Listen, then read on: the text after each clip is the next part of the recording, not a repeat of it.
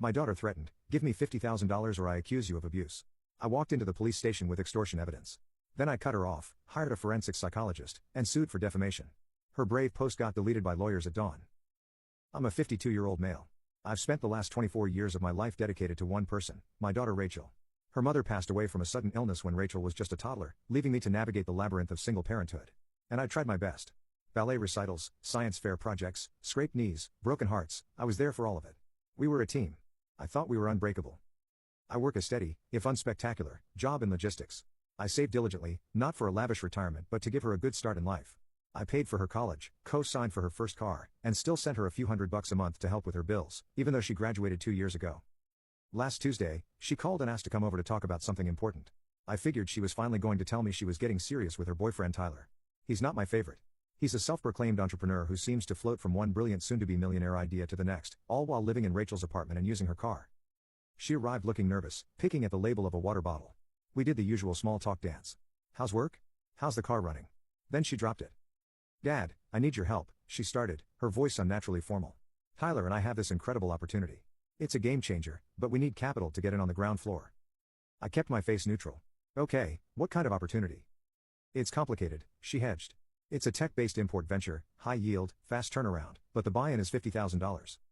I almost choked on my coffee. $50,000, Rachel? That's a massive amount of money. "I know, but the returns are practically guaranteed. We could double it in 6 months." I leaned forward. "Let me see the business plan, the prospectus, the company registration. I'll go over it with you. Maybe we can find a more traditional way to get a business loan if it's solid." Her face tightened. "There's no time for that, Dad. The window is closing. We need the money by the end of the month." "Rachel, I am not handing you or Tyler $50,000 without any documentation. That's not helping. That's just reckless. I love you, but the answer is no." This is where the daughter I knew vanished. Her sweet, slightly anxious expression was replaced by a cold, hard mask. Her eyes looked like chips of glass. "I knew you'd say that," she said, her voice dropping to a low, venomous tone. "You always have to control everything. You can't just be happy for me." "That's not fair, Rachel. I'm trying to protect you and, frankly, my own savings." She stood up, hands on her hips. The entitlement radiated off her in waves. It was breathtaking. "You owe me for everything. For Mom not being here. You think paying for college made up for that? For having a dad who was always tired and stressed? This is your chance to actually do something for me." I was speechless. The sheer audacity of it, the cruelty. "The answer is no, Rachel. This conversation is over."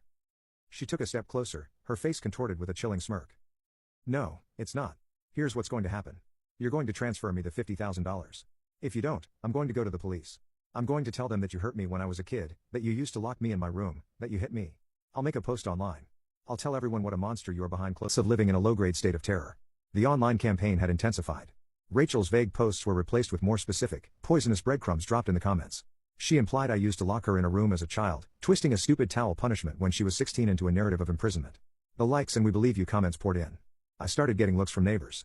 One of them, who used to be so friendly, now just gave me a tight, pitying nod. My sister Carolyn called me. It wasn't a conversation. It was an interrogation. "Dennis, what on earth did you do?" Rachel told me everything. How you controlled her. How you were always so angry. She's terrified of you. "Carolyn, what did she tell you specifically?" I asked, my voice dangerously quiet. "Well, that you were just awful, that you're punishing her for trying to be independent. Can you believe that? She's your daughter, Dennis. She wouldn't just make it all up." I ended the call. The feeling of betrayal was so absolute it left me numb. Then came Tyler. He left a voicemail. He sounded like a wannabe mob negotiator. "Listen, Dennis," his voice began, a clumsy attempt at being reasonable. "I think this has all gone too far. Rachel, she's a wreck. We can make this all go away, the posts, the drama, everything. Just help her out. She needs that loan. Think of it as making things right. You do that and this all disappears." He wasn't smart enough to realize he just handed me a recorded confession of their entire strategy. I saved it, and my lawyer was ecstatic. The constant pressure was wearing me down.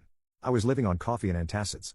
But during one of my sleepless nights scrolling through legal websites, I realized defense wasn't enough. A fortress can still be starved out. I needed to go on the offensive. The next day, I was back in Miss Janet's office. "I want to end this," I told her. "What's the next move?" She leaned forward. "We sue them for defamation, but if we're going to do it, we make sure our case is ironclad. We don't just deny her claims, we bring in an expert to professionally dismantle them." That's when she told me about Dr. Jerry, a forensic psychologist, an expert witness whose entire job is to provide objective clinical evaluations in high-conflict family cases. "It's expensive," Miss Janet warned. "It will take time, but his report would be our sword." The cost was staggering enough to make me physically ill. It would chew up a huge chunk of my savings. But what was the alternative? Live the rest of my life looking over my shoulder, branded as an abuser by my own child? Hire him, I said. Update 3. It's been a long, quiet, and agonizing 3 months since my last update. That's how long the next phase took. Meeting with Dr. Jerry was like a voluntary autopsy of my life. For weeks, I spent hours in his sterile office going over everything. He interviewed me about my late wife, my parenting struggles, my successes, and my failures. I admitted to every mistake I could remember, including the damned lock on the door. With my permission, he spoke to old family friends, my brother, who thankfully has a good head on his shoulders, and even Rachel's old pediatrician. He reviewed 2 decades of school and medical records. It was meticulous, exhausting, and emotionally brutal. The report arrived 2 weeks ago. It was a 40-page, single-space document of cold, hard clinical facts. It concluded that my psychological profile and documented history were profoundly inconsistent with patterns of behavior associated with physical or chronic emotional abuse. It painted a picture of a grieving, dedicated, and at times overburdened single parent. The report was the sword Miss Janet had promised. It was time to use it. Last Wednesday, we filed the lawsuit: defamation, intentional infliction of emotional distress, and civil conspiracy to commit extortion. We weren't asking for millions. We were asking for full reimbursement of all legal and expert witness fees, a court-ordered permanent injunction, and a court-ordered public retraction with the wording to be drafted by us. A process server delivered the papers to Rachel's apartment on Thursday afternoon. He served her first, then Tyler. At 8 p.m. that night, Miss Janet executed the final step. A cease and desist letter was sent via email and courier. It referenced the lawsuit and listed every defamatory post and comment. The final paragraph was the hammer blow. You are hereby demanded to permanently delete any and all defamatory content by 6 a.m. tomorrow morning. Should the content not be removed, we will be filing for an emergency injunction and adding a claim for additional punitive damages for every hour the content remains active. I didn't sleep. I sat in my dark kitchen, the laptop open, refreshing her Instagram page every 10 minutes. The post stayed up, 4 a.m., 5 a.m., 5:30 a.m. My heart hammered in my chest. At 5:45 a.m., I refreshed again. Her entire account was gone, wiped clean. At 6:15 a.m., my phone rang from a blocked number. It was Rachel, sobbing hysterically. You are suing me. You're suing your own daughter. You're ruining my life. The sound was a mixture of panic, rage, and pure, pathetic disbelief. The entitled queen had been checkmated, and she couldn't comprehend it. For a split second, the sound of her crying nearly broke me. But then I remembered the coldness in her eyes when she made the threat. No, Rachel, I said, my voice flattened, dead. You tried to ruin my life. I'm just defending it. Anything else you have to say, you can say to Miss Janet. Do not contact me again. I hung up, and finally, the dam broke. I sat there at my kitchen table and cried until the sun came up. Final update. It's been a full year, since my life was turned upside down. The legal system moves at a glacial pace, but the gears have finally ground to a halt. I wanted to post one final update to close this chapter. The lawsuit terrified them. Their response was a clumsy, pathetic scramble. Tyler's lawyer claimed he was just a concerned boyfriend. We sent back the voicemail. They folded. Rachel's lawyer saw our evidence, the police report, the texts, the voicemail, and the 40-page sword from Dr. Jerry, and knew he had an unwinnable case. He pushed them to settle. The fallout, a detailed accounting. The consequences were not cinematic. They were the quiet, grinding consequences of real life. The settlement, the final agreement, was brutal. Rachel and Tyler were made jointly liable for all of my legal and expert witness fees. The final bill, after a year of work, came to $42,000. They had to agree to a wage garnishment plan. Tyler is now working full-time as a stocker at a grocery distribution center. Rachel works in a call center. A huge chunk of their income will be coming to me for years. She had to post the retraction. Miss Janet's legal poetry was pinned to Rachel's new barren Instagram profile for 90 days. I, Rachel, last name, retract and apologize for all false and defamatory statements I made online regarding my father, Dennis Lawson. My claims of abuse, mistreatment, and psychological control were untrue. The permanent injunction was granted by the court. They can never mention me publicly again.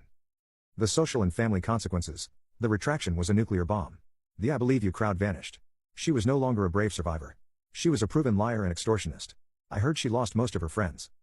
My sister Carolyn sent a weak apology text. I deleted it without responding. Some betrayals don't deserve a reply. Rachel and Tyler broke up about 4 months ago. The debt, the humiliation, and the sheer ugliness of what they did apparently destroyed whatever they had. Tyler is gone. Rachel is living with roommates, buried in debt she incurred trying to ruin me. Where I am now, I won. But it doesn't feel like a victory. When you have cancer, you cut it out. You endure the surgery and the chemo to survive. You are left scarred, but you are alive. Rachel was the cancer. I am left with a scar that covers half my life. I don't hate her. I feel nothing for her now but a vast, empty space where a daughter used to be. I am in therapy, learning to deal with the grief and the PTSD from it all. It's a process. Some days are good. On others, I'll see a father and daughter laughing, and I have to leave the room before I fall apart. I sold the house. Too many ghosts. I have a small condo now. I'm reconnecting with the few friends and family who stood by me. I'm slowly, painfully building a new life, one that is smaller, quieter, but entirely my own. My advice to anyone facing this: here's what I learned in the fire. Document everything. Act. Don't just react. Suppress the rage and use cold, hard strategy. Understand that to save your own life, you may have to completely amputate a part of it. It was a hell of a price to pay. But I'm still here. And I am free.